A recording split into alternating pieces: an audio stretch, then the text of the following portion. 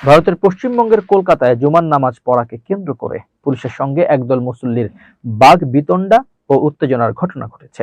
শুক্রবার 15 মে দুপুরে রাজাবাজার ক্রসিং এলাকায় রাস্তার উপর নামাজ আদায় করাকে কেন্দ্র করে এই পরিস্থিতির সৃষ্টি হয়। পরিস্থিতি নিয়ন্ত্রণে এলাকায় বিপুল সংখ্যক পুলিশ ও কেন্দ্রীয় বাহিনী মোতায়েন করা হয়।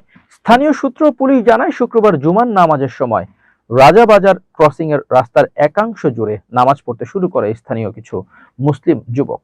জনবহুল ওই সড়কে নামাজ পড়ার কারণে যান চলাচল ব্যাহত হওয়ায় পুলিশ তাতে বাধা দেয়। এ সময় পুলিশের সঙ্গে ওই যুবকদের তীব্র বাকবিতণ্ডা শুরু হয়। এক পর্যায়ে ওই এলাকায় উত্তেজনা ছড়িয়ে পড়ে এবং বিশৃঙ্খল পরিস্থিতির সৃষ্টি হয়। আন্দোলনরত যুবকদের দাবি, তারা পূর্বের মতোই রাস্তায় নামাজ আদায় করবেন এবং পুলিশের দেওয়া কোনো বাধা মানবেন না। তবে প্রশাসনিক সূত্রে জানা গেছে, রাজ্যে সাম্প্রতিক রাজনৈতিক পট পরিবর্তন ও সরকার বদলের পর জনভোগান্তি রোধে নতুন কিছু নিয়মকানুন জারি করা হয়েছে। অনেক বাসিন্দা এসব নিয়ম সম্পর্কে পুরোপুরি অবগত না থাকায় এই অনাকাঙ্ক্ষিত পরিস্থিতির সৃষ্টি হয়েছে বলে ধারণা করা হচ্ছে।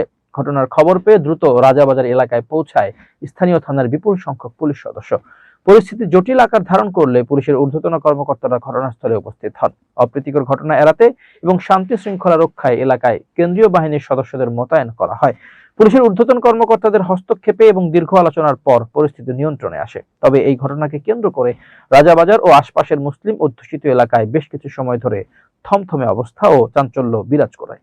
স্থানীয় বাসিন্দাদের একাংশ জানিয়েছেন, ব্যস্ত সড়কে এভাবে নামাজ পড়লে সাধারণ মানুষের যাতায়াতে চরম ভোগান্তি পোহাতে হয়।